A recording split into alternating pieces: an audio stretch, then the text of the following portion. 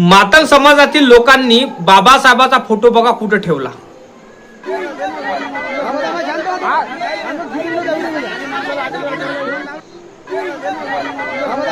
बघितला ना.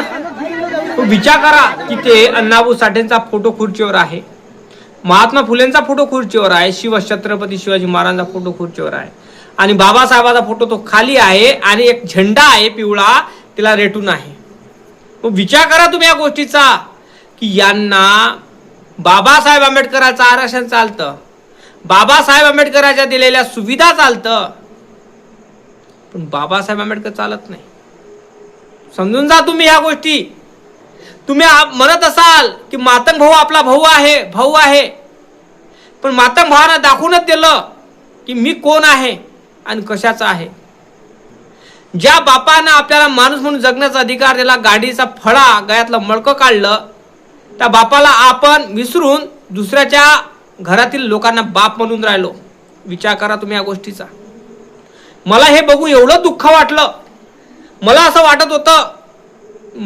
वाटत होतं मातंग समाजातील काही लोक आहे बा अनफड, पण मला हे माहित नव्हतं की मातंग समाजातील काही लोक अनफड आहेच आहे, पण बिना बुद्धीचे लोक आहेत, जनावर आहेत. मला असं वाटून राहिलं म्हणजे बाबासाहेबाला बेमान झालेले काहीतरी लोक आहेच समाजामध्ये. मी पूर्ण मातंग समाजातील लोकांना बोलत नाही.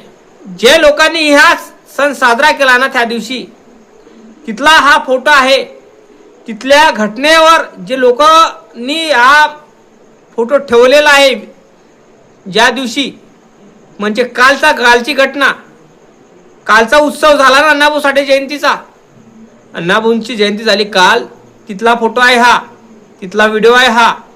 तर बाबासाहेबाची प्रतिमा बघा कुठे ठेवली, हा झेंडेला रेटून. म्हणजे खुर्ची नव्हती का तुमच्यापाशी? अरे गोष्टी तर मोठ्या करता रे. काही गरज नव्हती बाबासाहेबाचा फोटो ठेवण्याची. आम्हाला आमच्या महामानवाच्या, आमच्या बापाचा असा अपमान आम्ही पाहू शकत नाही, हे लक्षात ठेवा. अरे आम्ही कुठल्याही महामानवाच्या वाईट सुलट बोलत नाही, त्यांचा अपमान करत नाही. तुम्ही कसे काय रे आमच्या बाबासाहेबाचा अपमान करून राहिले गौसाळे हो? तुम्हाला हक्क कोणा दिला आमच्या बाबासाहेबाचा अपमान करण्याचा? हा लाईक आणि चॅनलला सबस्क्राईब झाला पाहिजे, शेअर झाला पाहिजे हा व्हिडिओ. मी आजपर्यंत असं काही बोललो नाही, पण बोलायला तर खूप बोलता येतं मला. अरे बाबासाहेबाचा फोटो तुम्ही एका दगडावर किंवा एखाद्या ओट्यावर ठेवलेला आहे, खुर्चीवर नाही. अरे ज्या बापानं तुम्हाला खुर्चीवर बसवलं त्यांच्या फोटोसाठी खुर्चीनी तुमच्यापाशी नालायकांनो. ज्या बापानं तुम्हाला तुमची अवकाश बनवून दिली, तुमची ज्या मायेच्या पोटी तुम्ही जन्म घेतला, जनावर म्हणून घेतला, माणूस म्हणून नाही, त्या माणसानं तुम्हाला माणूस बनवलं, अवकाश बनवली तुमची खुर्चीवर बसवण्याची, आणि बाबासाहेबाच्याच फोटोला तुम्ही खुर्ची लावत नसाल, एखाद्या ओट्यावर ठेवत असाल आणि झेंडा रेटून ठेवत असाल, तर काय बोलाव तुम्हाला? काय बोलाव? हीच आहे का बाबासाहेबांनी दिलेली? इथून काढा. हीच आहे का अण्णाभाऊ साठेची शिकवण? हीच आहे का लवजी वस्तादांची शिकवण?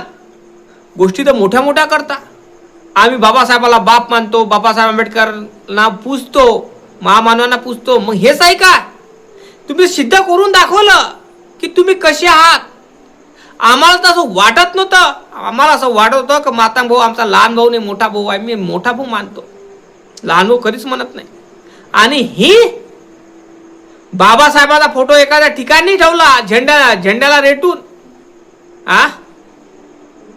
ज्या बापानं आपल्याला माणूस बनवलं, त्या माणसाला बेमान झाले तुम्ही, त्या महापुरुषाला बेमान झाले. अरे बेमानांनो, सुधरा जरा. माझं मत एकच आहे, मी कोणाला उलट सोडत बोलत नाही, मी जातीवाद करत नाही, मी कुठल्याही महापुरुषाचा अपमान करत नाही. कारण माझ्या बापानंच अपमान केला आणि माझ्या बापानंच जातीवाद करायला शिकवला नाही, मी कशाला करू जातीवाद? पण हे असं दिसते दृश्य माझ्या समोर आणि मी बघू शकत नाही. कारण बाबासाहेबाच्या फोटोची विटंबना तर झालीच झाली, पण त्याच्या विचारसरणीची विटंबना करून राहिले तुम्ही. तुम्हाला हक्क कोण दिला बाबासाहेबाच्या प्रतिमेची विटंबना करायचा? अरे नव्हती ना खुर्ची तुमच्यापाशी, लावायचाच नव्हता बाबासाहेबाचा फोटो. आम्ही सांगितला होता लावायला. तुम्ही म्हणता बाबासाहेब आंबेडकर सगळ्यांचे. मग ठीक आहे, सगळ्यांचे बाबासाहेब आहे ना, तर मग बाबासाहेबाच्या फोटोचा तुम्ही असा अपमान करून राहिले. असा अपमान करत असते काय? माझ्या मातंग भावांनो, तुम्ही तर दंगली घडवायला निघाले, झगडे करायला निघाले. अरे ज्या बाबासाहेबाचा पुतळ्याची कोणी विटंबना करते ना, तर पुरा भारत बंद होते. बाबासाहेबाला कोणी लालचन लावते ना, तर भारत बंद होते. दंगली होतात, दंगली चक्का जाम होतो. तुम्ही तर बाबासाहेबाचा फोटो एखाद्या ठिकाणी ठेवलेला आहे आणि तुम्ही झेंडाला रेटून तो विचार करा तुम्ही किती वाईट कृत्य केलं तुम्ही हे. काय म्हणा तुम्हाला आम्ही? फक्त मातंग समाजातील लोकांनी मला कमेंट करून करा या व्हिडिओवर. मला त्यांनाही सांगायचं आहे, हे जे कृत्य तुम्हाला दिसून राहिलं, हे चित्रकरण तुम्हाला जे दिसून राहिलं, हे कोण्या पद्धतीचं आहे? अरे मूर्खांनो, जनावर आहेत की माणसं आहात तुम्ही? बाबासाहेबाचा फोटोला खुर्ची नाही तर ठेवाच नव्हता लागत. बाबासाहेबाला काळजात ठेवा, फोटोत नाही. आणि बाबासाहेबाचे फोटो तुम्ही अशा पद्धतीने ठेवत असाल, त्यांच्या प्रतिमेची अशी विटंबना करत असाल, तर नालायकांनो, तुम्ही जनावरापेक्षा जनावर आहात. कळलं का? तुम्ही तर मनुवादी दिसून राहिले मला, मनुवादीच्या लायकीचे दिसून राहिले लोक आहात तुम्ही. अरे बाबासाहेबाची अस्मितेची तुम्ही काय करू राहिले? अवहेलना करू राहिले.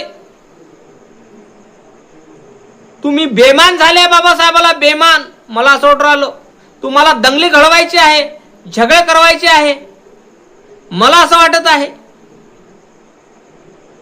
तुमच्या पाटा वय करून राहिल्या. मला असं वाटत आहे. बोलण्याचा उद्देश हाच आहे माझा. कुठल्याही मातंग समाजाने वाईट घेऊ नका वाटून. बोलण्याचा उद्देश माझा हाच आहे की तुम्ही अशा बाबासाहेबाचा फोटो असा का ठेवला? अरे नव्हती ना खुर्ची तर नव्हता ठेवा लागत. खुर्ची नव्हते ना तर नव्हता ठेवा लागत, हे माझं मत आहे. उगाच कशाला ठेवला? अरे बाबासाहेबाची प्रतिमेचा अपमान करणं म्हणजे अस्मितेचा अपमान करणं होय.